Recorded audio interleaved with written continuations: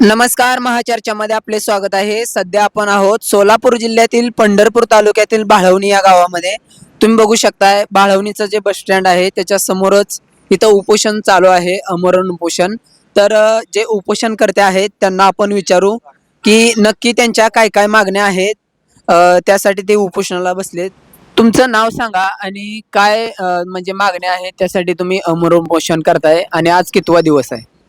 माझं नाव लक्ष्मण दादाराव गवडी, कंपोस्ट भाळवणी. हा लढा खरं तर गावासाठी आहे.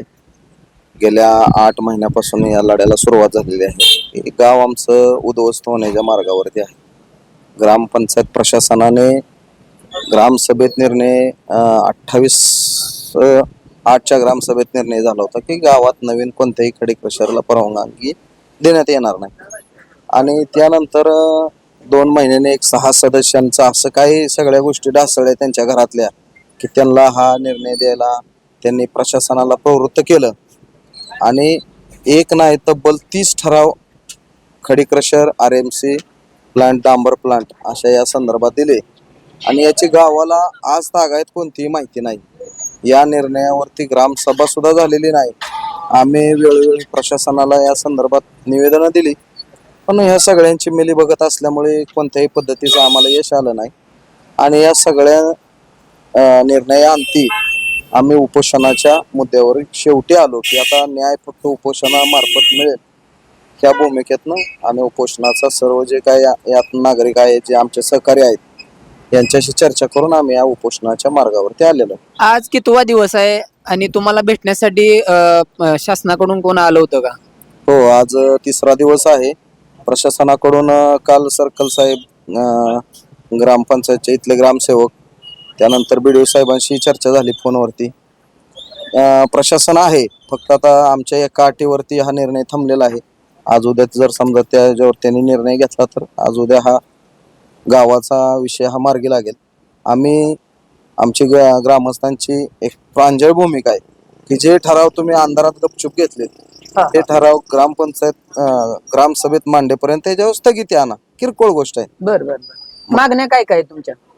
आमच्या की जे मासिक मीटिंग मध्ये एवढे तब्बल 30 ठराव दिलेत, हा, ते ठराव स्थगित करा जोपर्यंत ग्रामसभा घेत नाही तोपर्यंत. कारण हा निर्णय गावाला घेऊ द्या. बर बर तुम्ही 10-12 लोक म्हणजे गाव नाही किंवा गावचे मालक नाही. बरोबर. हा निर्णय गाव घेईल आणि जो काय गाव निर्णय घेईल तो आम्हाला मान्य आहे. कारण ह्यातले 1-2-3च प्रोजेक्ट सुरू झालेत.